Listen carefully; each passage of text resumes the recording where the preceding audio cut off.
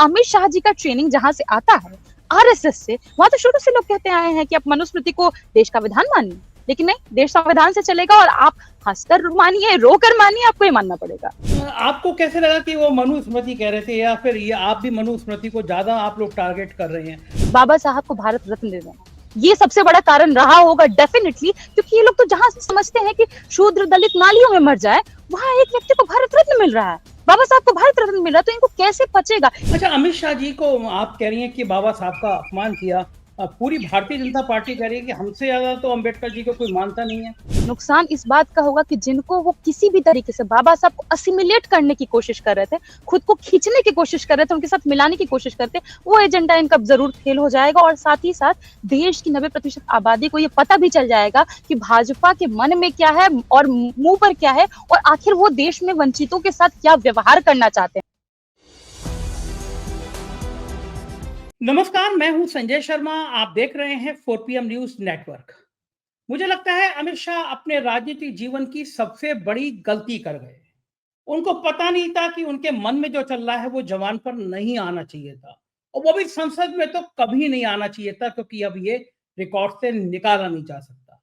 उन्होंने कहा कि क्या अंबेडकर अंबेडकर अंबेडकर लगाते हैं, इतना तो भगवान को याद कर लेते तो जन्म कर जाता आपको। ये बात अचानक नहीं कही गई, ये बात साफ हो गई कि भारतीय जनता पार्टी और राष्ट्रीय स्वयंसेवक संघ के मन में अंबेडकर को लेकर चलता क्या रहता है। इस देश में लोग अंबेडकर को भगवान मानते हैं, और अमित शाह जी, आप जिन भगवान की बात कर रहे थे, अंबेडकर साहब ने, बाबा साहब ने तो उस हिंदू धर्म को छोड़ दिया था, क्योंकि उनको लगता था कि यहाँ पे धर्म के नाम पर छुआछूत होती है, या मंदिरों में किसी दलित को पुजारी नहीं बनाया जाता, घर में नहीं घुसने दिया जाता। आज ही खबर छपी अखबारों में कि एक दलित को घोड़ी चढ़ने को लेकर मारा पीटा गया, जगह जगह खबरें छपती हैं कि मुंह छुपा दी गई, कि मार दिया गया। ये देश में होता है। आपको दलितों के वोट चाहिए, आपको पिछड़ों के वोट चाहिए, तो आप संविधान की बात करेंगे, आप बाबा साहब की बात करेंगे, और फिर संसद में कहेंगे बाबा साहब क्या लगा रखा है। छोटा सा बयान सुनवाता हूं जो अमित शाह ने कल कहा, और उसके बाद में एक ऐसी फायर ब्रांड प्रवक्ता के पास चलूंगा आज, राष्ट्रीय जनता दल की प्रियंका भारती, तो बेहद पढ़ी लिखी नौजवान लड़की है, और जिसने अपनी बात से, अपने तर्कों से, आप देश के टीवी चैनलों पर देखते रहते होंगे, जो मनुवादी विचारधारा के प्रवक्ता बैठते हैं, जो एक जाति विशेष की नफरत लिए बैठते हैं, प्रियंका ने उनकी क्या धुलाई की है। पहले सुनिए अमित शाह जी का ये बयान, जो भारतीय जनता पार्टी के लिए एक बहुत बड़ा झटका माना जा रहा है। मान्यवर, अभी एक फैशन होगा है अंबेडकर अंबेडकर अंबेडकर अंबेडकर अंबेडकर अंबेडकर। इतना नाम अगर भगवान का लेते हैं तो 7 जन्मों तक स्वर्ग मिल जाता। अच्छी बात है ना? सुनिए तो। देखा आपने क्या कह रहे हैं अमित शाह? हाउस में ये बात कैसे कह सकते हैं अमित शाह? बवाल मच गया है पूरे देश में, और भारतीय जनता पार्टी को शायद इसकी बहुत बड़ी कीमत चुकानी पड़ेगी। चलता है प्रियंका भारती के पास, आप सुनिएगा कितनी जबरदस्त धुलाई की है प्रियंका भारती ने अमित शाह की, और बताया है कि आखिर बाबा साहब क्यों चाहते थे कि समाज में बराबरी आए, और बाबा साहब ने क्यों छोड़ा हिंदू धर्म, और क्या है मनुवाद जिसके कारण संघ और भाजपा आज भी दलितों को दबाना और कुचलना चाहता है। चलते हैं प्रियंका भारती के पास। 4PM न्यूज नेटवर्क में स्वागत है प्रियंका जी आपका। अमित शाह ने एक बयान क्या दे दिया, आप लोगों ने तो बिल्कुल आफत काट दी। मैं आपके ट्वीट देख रहा था, आपकी पार्टी का रिएक्शन देख रहा था, और आपका रिएक्शन देख रहा था। भारतीय जनता पार्टी कह रही है भाई मंशा ऐसी नहीं है, पूरा बयान तो सुनिए, और आप लोगों ने बस एक लाइन अंबेडकर अंबेडकर अंबेडकर इतना नाम लेते रहते हैं, अगर भगवान का नाम ले ले तो मोक्ष प्राप्त हो जाए। भाव उनका ये था, पूजा पाठ करने वाले आदमी है अमित शाह जी, भगवान इतना बड़ा राम मंदिर बनवाया है उन्होंने, तो बात सही है। अंबेडकर का लोग इतना नाम लेते हैं, उनका कहना है कि भगवान का नाम ले लो। हो सकता है वो भूल गए हो कि अंबेडकर जी ने भी हिंदू धर्म छोड़ दिया था, लेकिन उनके मन में तो है। तो आप इतना गुस्से में क्यों, आप लोग इतना रिएक्शन इतना तेज क्यों है? देखिए, बात इतनी है कि वो सिर्फ अंबेडकर अंबेडकर नहीं बोल रहे थे, दिमाग में उनके मनु मनु था, और मुंह पर अंबेडकर बोले, इसीलिए, बस इसीलिए वो कह रहे थे कि भगवान का नाम लेते। एक्चुअली वो भगवान नहीं, वो मनु कह रहे थे कि मनु का नाम ले लेते तो स्वर्ग पहुंच जाते, ये उनकी मंशा थी। उनके लिए स्वर्ग हो सकता है कोई इमेजिनरी जगह होगी, लेकिन हमारे लिए स्वर्ग है हमारा स्वर जो हमें मिला। आपके बराबर खड़ा होने का अधिकार जो हमें मिला, लिखने का, पढ़ने का, बोलने का अधिकार, वही हमारे लिए स्वर्ग है। और वो हमें किसने दिया? बाबा साहब अम्बेडकर के संविधान ने दिया। आपकी मनुस्मृति को तो 1950 में देश ने ठुकरा दिया था। उसी समय तो हमने संविधान को अपनाया, हमें पता था कि हमें कौन बराबरी देगा, कौन सही मायने में खड़ा होने का दर्जा देगा, तो हम तो उसी समय उसको रिजेक्ट कर दिया। और अमित शाह जी का ट्रेनिंग जहां से आता है, आरएसएस से, वहां तो शुरू से लोग कहते आए हैं कि आप मनुस्मृति को देश का विधान मानिए, लेकिन नहीं, देश संविधान से चलेगा। और आप हंसकर मानिए, रोकर मानिए, आपको ये मानना पड़ेगा। आपको कैसे लगा कि वो मनुस्मृति कह रहे थे, या फिर ये आप भी मनुस्मृति को ज्यादा आप लोग टारगेट कर रहे हैं? राहुल गांधी भी इस बार तो मनुस्मृति का मुद्दा ले आए हाउस में कि मनुस्मृति को मानने वाले लोग हैं, संविधान हाथ पे लेकर आए। आप लोग जानबूझ के मनुस्मृति का नाम बार बार ले रहे हैं। देखिए, मैं आपको एक तरीके से समझाती हूँ।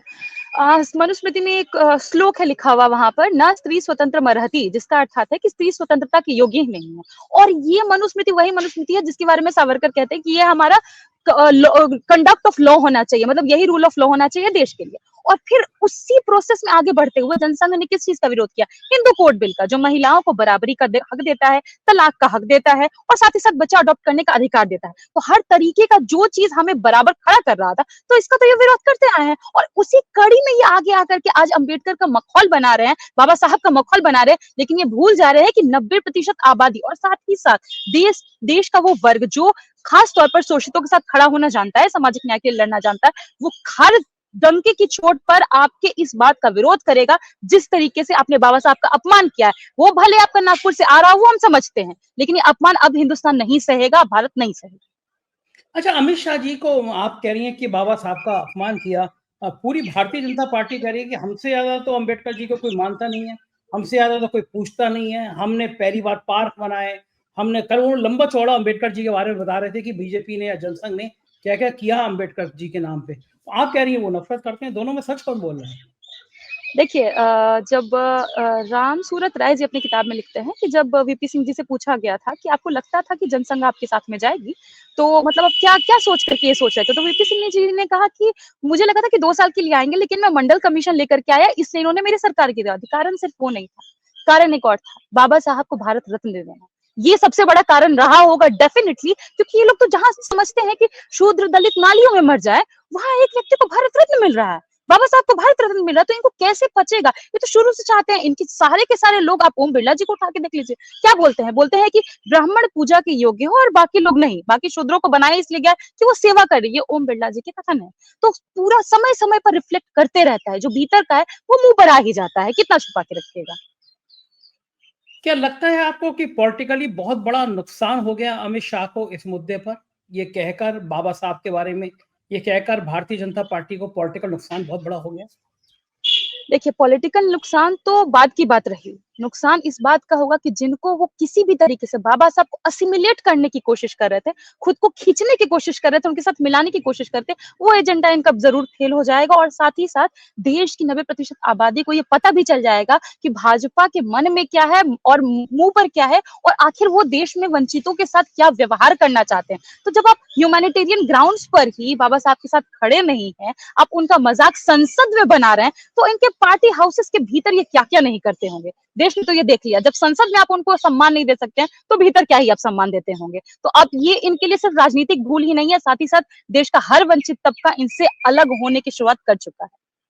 अच्छा, क्या लग रहा है ये क्यों ऐसी मिस्टेक क्यों कर गए? देखिए, ये वो भी जानते होंगे अमित शाह जी कि बाबा साहब के बारे में कुछ एक शब्द भी अपशब्द निकालना मतलब राजनीतिक हत्या कराना है आपकी। इस दौर में जब पिछड़े और दलित खड़े हो गए हैं, उनके अंदर चेतना आ गया है। लोकसभा के चुनाव में हमने देख लिया, वो संविधान के मुद्दे पर बीजेपी बहुमत से दूर रह गई, कोई सोच नहीं सकता था। ऐसे मौके पर वो इतनी ब्लंडर कैसे कर सकते हैं? क्या कारण रहा होगा? या उन्होंने ऐसी रूटीन में कहा होगा कि भाई अगर आप भगवान का नाम लो तो भगवान ज्यादा जल्दी सब प्रकट हो जाएंगे? देखिए, क्योंकि मैं एक लैंग्वेज की स्टूडेंट हूँ, तो मैं उस नज़रिए से इसको देखती हूँ। अलेक्जेंडर फ़ॉन हम्बोल्ट की एक थ्योरी है, जो बोलती है कि इंसान जैसी भाषा का इस्तेमाल करता है, साइकोलॉजी भी उसी तरीके से काम करती है। तो ये जिस तरीके से भीतर-भीतर लोग अपने मतलब आरएसएस में, नागपुर की टीम में, जहाँ भी भाजपा कार्यालय है, वहाँ बैठते होंगे, जैसी भाषा का इस्तेमाल करते होंगे, वही रिफ्लेक्ट किया साइकोलॉजी में, वही आप मुँह से निकल गया। तो ये कोई नया बात नहीं है, हमेशा से ये लोग करते आए हैं और ये करते रहेंगे। बस था कि लोगों के बीच में ये कब पहुँच गया, और ये कल वीडियो से पूरी देश ने देख लिया है कि आखिर इनके मन में था क्या। जो मन में था वो जुबान पर आया, तो इसमें हमें आश्चर्यचकित होने वाली कोई बात नहीं है। हाँ, पर अब तो ये है कि भाजपा बैकफुट पर है और उनको खासतौर पर अमित शाह जी को माफी मांगनी होगी कि गृह मंत्री रहते हुए आप इस तरीके का बर्ताव कर रहे हैं। तभी ना जेल में आप जाकर के आंकड़े उठा करके देख लीजिए, जेल में जितने भी अनसॉल्व पेंडिंग केसेस है, सारे के सारे केसेस दलितों, ओबीसी, एससी, एसटी पर लगे हुए हैं, मैक्सिमम केसेस। तो और मैं ये हवा हवा में नहीं कह रही हूँ, आप एनसीआरबी के डाटा पढ़िएगा, वहां आपको मिल जाएगा। तो ऐसे ही पूरा सिस्टम काम करता है। तो इस सिस्टम को जैसे इनका काम करता है, यही इन्होंने संसद में बता दिया, तो पूरे देश के वंचितों को इनसे खतरा है, इसको ये खुद जग जाहिर कर चुके हैं। अच्छा, आरएसएस या बीजेपी बकौल आपके शब्दों में क्यों चिढ़ता है? वो अंबेडकर के नाम से चिढ़ने के पीछे वजह क्या है, कारण क्या है? बाबा साहब ने ऐसा क्या इनकी भैंस खोल दी कि जो ये बाबा साहब के नाम पे इतना बेधक जाते हैं? उन्होंने तो पढ़े लिखे लोगों ने कहा था कि समाज के एक तबके को पढ़ना लिखना चाहिए। इनके इनके मन में कारण क्या इनके मन में कारण ये है कि बाबा साहब ने कह दिया था कि अगर एक किसी क्षेत्र में एक स्कूल हो और एक मंदिर हो, तो पहले तुम्हें स्कूल में जाना चाहिए, मंदिर काम नहीं आएंगे। कारण क्या है? मतलब मैं समझ नहीं पाता कभी कि बीजेपी और संघ इतना बाबा साहब के नाम पर क्यों चढ़ते हैं? देखिए क्योंकि मनुस्मृति खुद कहती है कि शूद्रों को अर्थात ओबीसी एससी को पढ़ने का अधिकार नहीं है और वो द्विज भी नहीं हो सकते, अर्थात कि उनका ट्वाइस बॉन्ड नहीं हो सकता, क्योंकि वो पढ़ नहीं सकते, उनको पढ़ने का अधिकार नहीं है। कल भी इन्होंने क्या कहा कि आप इसका नाम लेते, आप भगवान का नाम लेते, अर्थात मनु का नाम लेते, तो आप जब वो करते रहेंगे ना, तो आप अपने मुद्दों से भटक जाएंगे। आप कभी क्वेश्चन ही नहीं करेंगे कि आखिर हमको स्कूल्स क्यों नहीं मिल रहे हैं, हमको यूनिवर्सिटी क्यों नहीं मिल रही, हमारे साथ एनएफएस क्यों हो रहा है, हमारे असिस्टेंट प्रोफेसर क्यों नहीं बन रहे। तो अगर आपको स्कूल ही नहीं है, आप पढ़ ही नहीं पाएंगे, तो सवाल रेस कैसे करिएगा? सवाल रेस करने के लिए तो थोड़ा ज्ञान चाहिए ना, कि क्या क्या गलत हो रहा है उसको समझने के लिए बुद्धि चाहिए। वो बुद्धि स्कूल से आती है। जिसका जहां आस्था है वो जाए, वो उसकी आस्था है, लेकिन साथ ही साथ आप किसी को फोर्स नहीं कीजिएगा ना, ये करो। उस हिसाब से तो जिस 22 प्रतिज्ञा, मैं तो बस ये चाहती हूँ कि संसद में कोई 22 प्रतिज्ञाएं पढ़ दे, तब तब देखने में आएगा कि आखिर भाजपाइयों का होता क्या है। क्योंकि वो 22 प्रतिज्ञाएं इस बात का प्रतीक है कि रैशनैलिटी को, साइंस को हमेशा से तवज्जो देनी होगी। बस मैं यही चाहती हूँ कोई उसे पढ़ दे। 22 प्रतिज्ञाओं में से कुछ एक दो खास प्रक्रिया बता सकती हैं आप, जो इनको सबसे ज्यादा हरी मिर्च लगाती हो, जिनको देखिए एक किताब भी है, the Manu the poison of Manu, something like that. एक बुक लिखी हुई है बाबा साहब के सारे कामों को अक्यूमुलेट करते हुए, उनका जो बुक है वेटिंग फॉर अ वीजा, वो सारी चीजों को मिलाते हुए। तो उसमें वहां पर जिक्र करते हैं कि एक जगह लिखते हैं कि एक किताब का उसका एक अंश था, द रिडल्स ऑफ हिंदुइज्म। उसमें एक अंश है जिसको इन लोगों ने बैन किया था, वो था कि मैं ब्रह्मा विष्णु महेश को नहीं मानता। तो जिस समय में व्यक्ति किसी भी तरीके से आजाद हो जाता है बिलीफ से, एक ब्लाइंड फेथ से, तो वो इस तरीके की बातें बोलेगा ही बोलेगा, और जो एथिस्ट व्यक्ति है वो आजाद हो ही जाएगा। इनफैक्ट जो इस तरह के, मैं मानती हूँ, जो भी निगेटिव अवधारणाएं हैं उसको समाज को त्यागना हो, बच्चे आगे बढ़ेंगे। आप खुद सोचिए, जो ये लोग बोलते हैं, राजनाथ सिंह कह रहे थे ना हमको गुरुकुल वापस लाना होगा, और बार बार इनके धनखड़ साहब भी बोल रहे थे कि यहाँ से बच्चों को बाहर नहीं जाना चाहिए, जबकि खुद होता उल्टा है। इनके बच्चे विदेश में पढ़ रहे हो, ये चाहते हैं कि गुरुकुल में वापस जाए, उसी गुरुकुल में जहाँ से हमें आउट किया गया था, हमको अंदर पढ़ने नहीं दिया गया था, घुसने नहीं दिया गया था। ओम प्रकाश वाल्मीकि जी को उठा के देख लीजिए, या आप अम्बेडकर जी को उठा करके देख लीजिए, हर लोग इस बात का जिक्र किए हैं कि स्कूलों से पढ़ने से उन्हें कैसे रोका गया। कि अगर स्कूल कोई बच्चा पहुंच जाता है, तो फिर वहां से वो एक कहते हैं लिबरेट होना, वो लिबरेट होता है, उसका माइंड लिबरेट होता है। और जब तक हमारे माइंड ही लिबरेट नहीं होंगे, हम आजाद कैसे हो पाएंगे? जिसका दिमाग ही मुक्त नहीं है, वो मुक्ति का रास्ता ना खोज पाएगा, ना देख पाएगा, ना उसके लिए लड़ पाएगा। इसलिए सबसे पहली सीढ़ी जहां हमें जाना चाहिए वो स्कूल से। इनफैक्ट जिस समय ये लोग राम मंदिर का कंस्ट्रक्शन भी करवा रहे थे, हमारे नेताजी ने खुल के कहा कि हमारे लिए जरूरी क्या है, हमारे लिए स्कूल अस्पताल है। किसी का पैर कट जाएगा तो वो मंदिर में जाएगा या अस्पताल में जाएगा। तो ज्यादा जरूरी जो चीजें हैं, हमें उस पर फोकस करना ही होगा। अच्छा, ऐसा क्यों नहीं होता प्रियंका जी की जो दलित समाज के नेता हैं, दलित समाज है पूरा, वो एक मंच पर आके पहले ये कहे कि पहले आप ये कहो, सदन में कहो, सड़क पे कहो कि मनुस्मृति का हम विरोध करते हैं। ये समाज मनुस्मृति को स्वीकार नहीं करता है। नहीं, समाज में सब बराबर है, कोई ब्राह्मण ठाकुर नहीं है, कोई दलित और पिछड़ा नहीं है, सबके लिए बराबर का हक है। ये बात दलित समुदाय अगर बिल्कुल मंच पे कहे, जिस समय ये वोट मांगने आए, ये नेताओं से कहे कि पहले ये कहो कि मनुस्मृति हाय हाय, मनुस्मृति ने तबाह किया है समाज को, तो इनकी फिर हालत क्या होगी? ये क्या विरोध कर पाएंगे? देखिए, करते ही आए हैं। जिस समय हम एजुकेशन के लिए भी आवाज उठाते हैं, तो एक तरीके से मनुस्मृति की हाय हाय ही होती है, क्योंकि वो मनुस्मृति तो हमें पढ़ने ही नहीं देना करना चाहता है। और मुझे नहीं लगता कि दलित समाज या बहुजन समाज का विरोध नहीं करता, कर रहा है, लेकिन उनको प्लेटफ़ॉर्म्स नहीं मिल रहे हैं। क्योंकि मुझे भी जहाँ तक लगता है, मैंने फ़ील किया है इन साल 2 सालों में कि मीडिया प्लेटफ़ॉर्म्स पे भी एक तबके की हेजेमनी है। आप इसे माने ना माने, लेकिन हेजेमनी है और इसी चलते वहाँ तक हमारी आवाज़ नहीं पहुँच पाते हैं। जब मैं वहाँ गई तो मतलब जब मैं कास्ट की बात करूँ, असर्शन की बात करूँ, सोशल जस्टिस की बात करूँ, मज़ाक बना देते हैं। बोलते हैं ट्रम्प का भी बात करेंगे तो आप तो रिज़र्वेशन ही लेके आइएगा।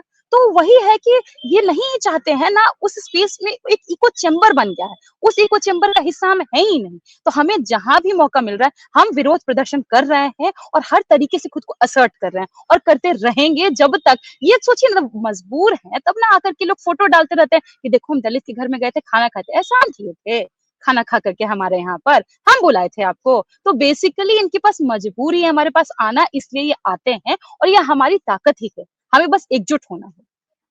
ये बात तो सही कह रही हैं। मैं तो देखता हूँ कि मीडिया के समुदाय में अधिकांश जगह एक समुदाय, एक जाति, वो भी इसमें खास तौर से ब्राह्मण जाति, मैं भी उसी से आता हूँ। लेकिन मैं देखता हूँ कि आसपास कब्जा है, सब बड़े-बड़े संपादक, बड़े-बड़े मालिक तो ब्राह्मण समुदाय से आते हैं। लेकिन तकलीफ की बात ये है कि जब वो आते हैं तो मैं अपने बहुत सारे संघ में काम करने वाले लोगों को देखता हूँ कि उनके मन में भी मनुस्मृति जिंदा रहती है। मैंने मैंने बहुत देखा है, महसूस किया है कि उनके अंदर मनुस्मृति जिंदा रहती है। एक ऐसा क्या हो देश में, ऐसा कौन-सा आंदोलन खड़ा किया जाए, ऐसी कौन-सी विचारधारा पैदा की जाए कि जिस तरह अमित शाह जैसे नेता जो कहते हैं अम्बेडकर, अम्बेडकर, अम्बेडकर क्या होती है। मैंने देखा है मैडम कि लखनऊ में अम्बेडकर पार्क बना है। मैंने वहाँ से दलित समुदाय को मिट्टी उठा के माथे पे लगाते हुए देखा है। मैंने मैंने वहाँ का खुद ये पानी किया है। झरने का, हाँ, कि ना पानी झरने में मैंने वो शीशी में भर के ले जाते हुए देखा है। कारण ये था कि उनको लगता था कि उनके चेतना का एक स्तंभ बना है, उनकी चेतना का एक पार्क बना है। भले मायावती जी अपने उसूलों से भटक गई हों, लेकिन उन्होंने एक प्रतीक चिन्ह बनाया, इसमें उनकी तारीफ करनी चाहिए। तो इनको समझ में नहीं आता बीजेपी के नेताओं को कि जैसे आपके लिए भगवान राम हैं, तो जो लोग धर्म को नहीं मानते, बाबा साहब अम्बेडकर तो खुद उन्होंने हिंदू धर्म छोड़ दिया था। Thank you. उनके लिए अम्बेडकर ही भगवान हैं। तो आप बात मतलब आपको मैं लगता है कि अमित शाह का भाषण ये बाध्य कर रहा था कि तुम अम्बेडकर, अम्बेडकर मत करो, मत मानो। भगवान करो, मनु तो आप कह रहे बेसिकली यही था कि अम्बेडकर अम्बेडकर मत करो, तुम मनु मनु करो। तुम भगवान उनका मनु ही है ना, तो तुम वही करो। क्योंकि उनको लगता है कि अम्बेडकर अम्बेडकर करेगा तो वो लिबरेशन की बात करेगा, वो फ्रीडम की बात करेगा, इक्वालिटी की बात करेगा, जस्टिस की बात करेगा, वो ब्लाइंड फेथ नहीं रखेगा। तो ये सारी चीजें उनके लिए बहुत घातक हैं। क्योंकि वो देखिए वो कम्युनलिज्म की राजनीति करते हैं, ये सभी को पता है, देश पूरा जानता है। तो राम मनोहर लोहिया जी एक पूरी किताब ही है इसी के ऊपर, जिसमें वो लिखते हैं हिंदू बनाम हिंदू में, कि जब वो धर्म को लेकर के आए, अब जाति को लेकर के आइए, कि आपने हमारे साथ जो किया, जो हमारे भीतर कमियां हैं, उसको हम बाहर लेकर के आए। अगर आप उस पर बात ही नहीं करेंगे तो फिर हम उसको हम सॉल्व कैसे करेंगे, उन प्रॉब्लम्स को हम दूर कैसे करेंगे। आप बताइए, आखिर जो देश में 2 दलित नाले में, यहाँ सीवर में डूब के मर गए, उनके छोटे छोटे बच्चे थे, क्यों, आखिर उनका मुद्दा क्यों नहीं सदन में पहुंच पा रहा? क्यों नहीं वहां किन्हीं को उनके दर्द से मतलब वो रिलेट कर पा रहे हैं? एक राजस्थान में एक व्यक्ति है जिसकी लाश 32 घंटे तक उस गली में नहीं निकालने दी गई, उनको जलाने नहीं दिया गया। क्यों? क्योंकि वो दलित वर्ग से व्यक्ति थे। इनके दर्द आखिर कब सदन में पहुंचेंगे? ये चाहते ही नहीं है कि इन दर्दों के ऊपर बात हो। आज आप देख लीजिएगा उठा करके, जितने भी ब्लैक मूवमेंट्स, अपार्थाइड्स मूवमेंट हुए हैं, वहां पर लोग कम से कम जो व्हाइट पीपल है वो रिलेट करते हैं, वो मानते हैं कि गलतियां हुई। यहाँ तो देश गलती मानने को तैयार ही नहीं है, वो तबका मानने को तैयार ही नहीं है कि गलतियां हुई हैं। तो जब तक सब एक साथ होकर के खड़े नहीं होंगे और एक सुर में आजादी के लिए आवाज नहीं लगाएंगे, देश में मुझे नहीं लगता कि ज्यादा कुछ बदलने वाला है। मैं प्रियंका जी एक खबर आपको दिखाना चाहता हूँ। ये आज की खबर है, हो सकता है क्लीन स्क्रीन नहीं है, इसकी हेडिंग में पढ़ के सुनाता हूँ। उत्तर प्रदेश के बुलंदशहर की खबर है। दूल्हे की घुड़चढ़ी रोकी, दबंगों ने गिराकर पीटा, बुलंदशहर का मामला। और खबर ये है कि घुड़चढ़ी पर रोकने से रोक दिया गया और बताया जाता है कि जाति सूचक शब्द कहे इस्तेमाल गए। किए गए। इस तरह की खबरें जब आती हैं समाज में, तो ये लगता है कि देश अभी भी 20वीं सदी पीछे हैं। हम लोग अभी भी कितनी उदारवादी बातें करें, कितनी पूंजीवादी बातें करें, लेकिन ज़हन में अभी तक एक घिनौना तेजाब हमारे बीच में है, जहाँ पे मनुष्य को मनुष्य नहीं रहने दिया जाता, उसको एक जाति से पहचाना जाता है। ये लगता है आपको? और सत्ता ने इसमें आग डाली है, क्या आपको लगता है? देखिए, एनिमेशन ऑफ कास्ट में ही बाबा साहब लिखते हैं कि caste system is not the division of labour rather it's a division of labourers. तो जहां आपने बांट दिया समाज को, तो ऑब्वियसली अगर आप उस बटे हुए समाज में, बटे हुए लोगों में आप उनको अपना नहीं मान रहे, अपना समझने की कोशिश नहीं कर रहे, आए दिन ऐसी खबरें चलते आती हैं। इसी देश में एक जज थे ना, क्या बोले वो, बोले भवरी देवी के साथ बलात्कार हुआ। अरे हो ही नहीं सकता है, क्योंकि एक सवर्ण व्यक्ति, मतलब एक अपर्ड कास्ट का व्यक्ति दलित महिला को हाथ ही नहीं लगा सकता है। क्या हुआ उनके साथ में? जज को तो कोई जानता तक नहीं, मतलब पूछता तक नहीं, जबकि उनके ऊपर महाभियोग चला देना चाहिए था इसी बातें करने के लिए। तो पूरा जुडिशरी सिस्टम ले लीजिए, मीडिया हाउसेस ले लीजिए, फोर्थ पिलर ऑफ डेमोक्रेसी कहते हैं, हर जगह पर ऐसे लोग हैं। बस बात है कि हमें कन्फ्रंट करना होगा और इस चीज को लेकर के वोकल होना होगा और बोलना होगा। मुझे भी 1000 गालियां पड़ती हैं, डेली पड़ती हैं, लेकिन फिर वही है ना कि अगर मैं समझौता कर लूं, मैं चुप हो जाऊं, तो जिस संविधान को बनाने के लिए इतनी तकलीफें बाबा साहब ने झेली, उस पोजीशन तक आने के लिए फिर उनके साथ न्याय नहीं होगा। इसलिए अगर हमें अपने महानायकों के साथ, नायिकाओं के साथ न्याय करना है, तो हमें अपने आवाज को जिंदा रखना होगा, उनके विचारों को अपने भीतर जिंदा रखना होगा। मैंने देखा है प्रियंका जी, टीवी चैनल पर जब आप बोलती हैं तो एंकर सहित ऑपरेटर सब आप पे बिल्कुल तुल जाते हैं आपकी आवाज बंद करने के लिए। मैं बस आखिरी सवाल, प्रियंका जी, इतनी हिम्मत आप आती कहाँ से हैं? लोग पूछते हैं प्रधानमंत्री से इतनी ऊर्जा कहाँ से लाते हैं, लेकिन मैं एक पढ़ी लिखी एक लड़की से पूछ रहा हूँ कि इतनी हिम्मत समाज में इस तरह खुल के बात कहने की बात, बाबा साहब के विचारों को आगे बढ़ाने की बात, ये प्रियंका के अंदर कहाँ से आती है?